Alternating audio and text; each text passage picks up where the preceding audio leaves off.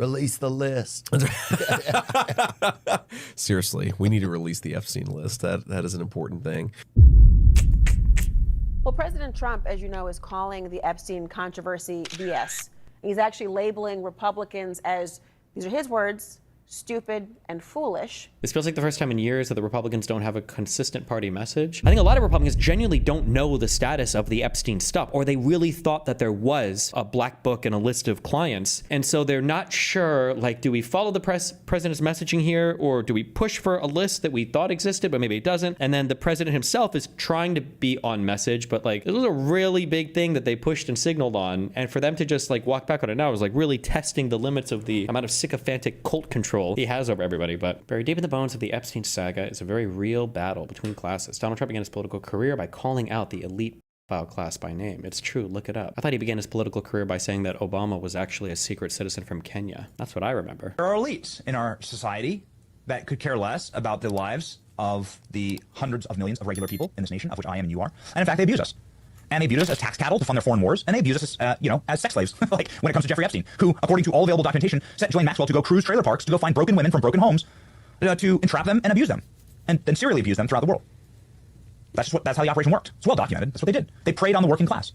They preyed on people that were not born with the same privileges or had the same intelligence relationships as they did with domestic and foreign powers that could plunk millions of dollars in their bank accounts to go buy private jets and islands. Most people don't have that. Okay, nobody I know has that. And so we see this, like the way that this is seen, the lens that this is seen from, and I'm trying to reorient this because I thought like maybe the messaging isn't getting through. The message is getting through, in fact. But I'm going to do my level-headed best to just put it into a MAGA prism here, shall we? The MAGA prism has always been President Trump calling out the elites to their faces. The prism has always been Donald Trump looking into the skull of Hillary Clinton and going, you created ISIS. You created these wars. You're going to attack me for loopholes that you wrote. Donald Trump is the king of class warfare, even though he does come from quite a privileged class, meaning he is himself a billionaire. And it's the magic of Donald Trump to understand these issues. And so that's why we call out from the wilderness about them, and we try and explain what this is truly about. And I can just like see things in a simple binary. Like we just see the black and white here. We see it's spiritual warfare, and it's also class warfare. It's the elites versus us. It's them coming down here and abusing us, and abusing these poor broken people who come from the same place you and I come from, right? I was raised near a lot of trailer parks. Was he? And I'm telling you. Why do you say raised near a lot of trailer parks? That makes me wonder. Like that, them getting away with it is like the last straw for so many people. Benny Johnson, Cedar Rapids, Iowa. Okay. What happened with the Qanon people? Their president, what do you mean? Wasn't the child SA stuff their whole thing? What's going on with their insanity? I mean, they're throwing out their upsetness, I guess, their contentions with it. But I mean, I feel like it's, as long as they ignore it and keep pushing forward, I think they'll get through it. Trump can get through it. Just ignore it and keep on trucking. Release the list. Seriously, we need to release the Epstein list. That is an important thing. Release. I think part of why Kamala is getting so much support is that if Trump wins, that Epstein client list is going to become public. Yes. And some of those billionaires behind Kamala are terrified of that outcome. Oh my God. Do you think Reid Hoffman's uncomfortable? Yes. Some of those billionaires, you were the richest billionaire in the world, right? I think he still is. Like, you don't know anything about this? You don't have any more information about this? Wouldn't you be like invited to this? Nobody wanted to blackmail you? And Gates. And Gates. Oh, you're just throwing random names out there. Bill Gates, for sure. And Gates. And Gates. Yeah. Mm-hmm. And I only ask that because you just look at them and you're like, that's a nervous person right there. I don't know. I mean, I assume you know them. Yeah. Yes. And Elon's not? Reid Hoffman was my vice president of business development at PayPal. Yeah. 24 years ago. Does he seem nervous to you? Yeah, I mean, he's terrified of a Trump victory. Because of the disclosure that would follow? I think he's certainly ideologically not aligned with Trump anyway, but I think he is concerned about the Epstein situation. Mm-hmm. Well, President Trump, as you know, is calling the Epstein controversy BS. He's actually labeling Republicans as, these are his words, stupid and foolish, even calling his own supporters weaklings for not letting this story go. And he says he doesn't want their support anymore. Ooh. What's your response to President Trump? President Trump has his own opinions, but honestly, ma'am, he wins. Just like tonight, the cryptocurrency bill, it passed in the House because President Trump negotiated. In the House?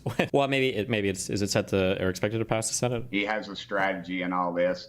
And I suspect that's going to play out because, dadgummit, he wins every dadgum. And I suspect that's going to play out because, dadgummit, he wins every dadgum time. The big, beautiful bill hitting Iran the way they did with no American loss of life.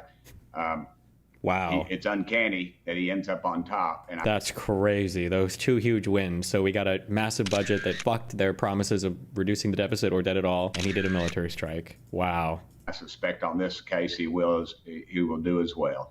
We're for transparency. I'm saying the same thing the president is, that I mean, you need to have all of the credible information released for the American people to make their decision. We trust the American people, and I know the president does as well. That's an important principle to abide by here. What they have to do, though, what the president has to do is protect the innocent. I mean, there are, whistleblowers and minors' names involved in things related to Epstein, obviously, and you got to be careful not to release that. Republican Party's going to fall apart when Trump dies. You mean after this term? Not that he's going to die for this term, but if he doesn't run again, who knows? Everything else is so strong. We're bullying through the rates, the high interest rates. The housing market would boom if this, numbskull, he's a numbskull. And if this guy would, can you imagine, we're talking about housing. He's building a building. He's building an addition, I guess, for more people to tell him what to do, and he's always wrong. They had 71 different geniuses that they interviewed and that were put up. You probably saw that. I did. And with predictions. And the only one that got it right was me and one other person. 69 were wrong. This guy got it wrong, and he wants to put in thousands of additional people to tell him what to say. Thousands? I mean, how many people do you need? Read a newspaper and make your own decision, right? Are you true? Just read a newspaper and then control the world economy. Thinking of removing him, or do you think he resigns before his term's out, Jerome Powell? This feels like the first time in years that the Republicans don't have a consistent party message. Well, I think because they're torn between a couple things. One, it seems like there are some mischievous schemers, and then there are some just fucking retards that get dragged along. And one issue you have is the president is a retard. He's not a schemer. Trump is not a schemer. He's retarded. So I think a lot of Republicans genuinely don't know the status of the Epstein stuff, or they really thought that there was a black book and a list of clients. And so they're not sure, do we follow the president's messaging here, or do we push for a list that we thought existed, but maybe it doesn't? And then the president himself is trying to be on message, but this was a really big thing that they pushed and signaled on. And for them to just walk back on it now is really testing the limits of the amount of sycophantic cult control he has over everybody. But I mean, we'll see what happens, I guess, in a couple weeks. I'd love if he wants to resign. That would be up to him. They say it would disrupt the market if I did, but there are many people say he should be removed because of the fraud of what he's doing at the Fed with regard to the $2.5 billion. He's spending $2.5 billion to I guess it's a renovation. I don't know. That's all it is. It's just a renovation. I'm very good at that stuff. I should go look at it at least. We got a story up on it today. It's crazy. Absolutely. The building costs less to build than it's cost to renovate. It's insane. Yeah, it's crazy. It's like one of the most expensive buildings in the world. He's putting all sorts of parks on the top of the building and this, that. And I guarantee the contractors are making a fortune. No, this is not a guy. This is a guy who was recommended. He was recommended to me by Mnuchin, and he not worked out good. I've been speaking to Coca-Cola about using real cane sugar in Coke in the United States, and they have agreed to do so. I'd like to thank all of those in authority at Coca-Cola. This will be a very good move by them. You'll see. It's just bad. Wait, really? No shot. The Coca-Cola spokesperson said the company appreciates Trump's enthusiasm for its brand, but did not go as far as confirming such a move. Okay. Oh, you've done enough? But the Dems are great at saying, yeah, it didn't work out the first time, but just give us a chance and we'll make it better. This is why Trump is good. Even when you're pissed off about Epstein, he's not perfect. But when he's not perfect, he's still good.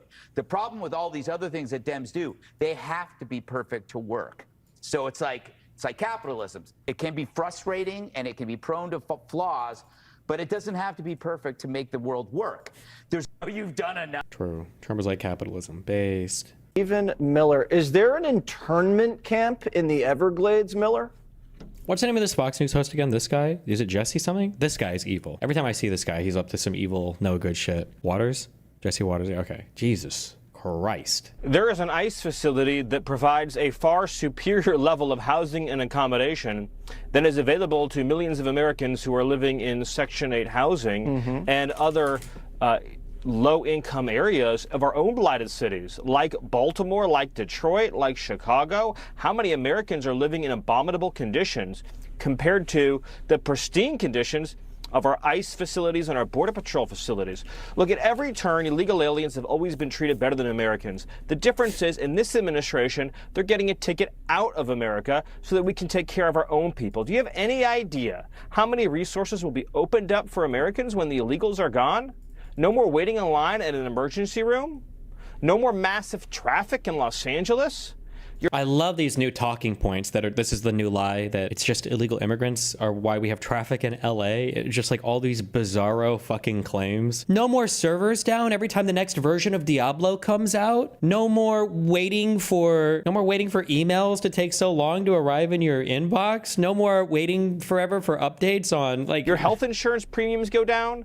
Your public school classroom size will like, shrink. why would your health insurance premiums go down? Most illegal immigrants, if they have insurance, well, I guess they wouldn't even have insurance. How the fuck would they affect your insurance at all? I guess if you argue that illegal immigrants are consuming a lot of healthcare in emergency rooms, then the increased cost to hospitals would eventually lead to a pass on to people.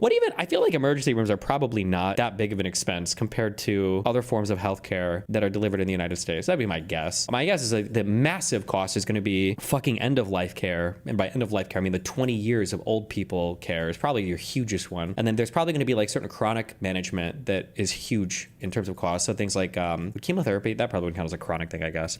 But big treatments over long periods of time or huge surgeries or whatever. I seriously doubt like emergency rooms are a huge component of cost for U.S. healthcare. Your health insurance premiums go down. Your public school classroom size will shrink dramatically. They have more time to educate every student. You won't have to compete for public benefits. If you're down in your luck, you're having a hard time, and you do need to get support from the government, you're not going to be in line behind millions of illegal aliens from the third world. This is going to be such a gift to the quality of life. Like, where are you at? Are you at like the illegal immigrant hotspot restaurant where you're having to wait all day? Like, your pizza deliveries will be in half the time. DoorDash and Uber Eats delivery times will fall. The people at Subway will always be happy to see you. Because if you stay, here's the consequences. You face sudden arrest, sudden deportation. You face the potential garnishment of all of your income, all of your wages, the loss of your property, incarceration and imprisonment for immigration and other crimes.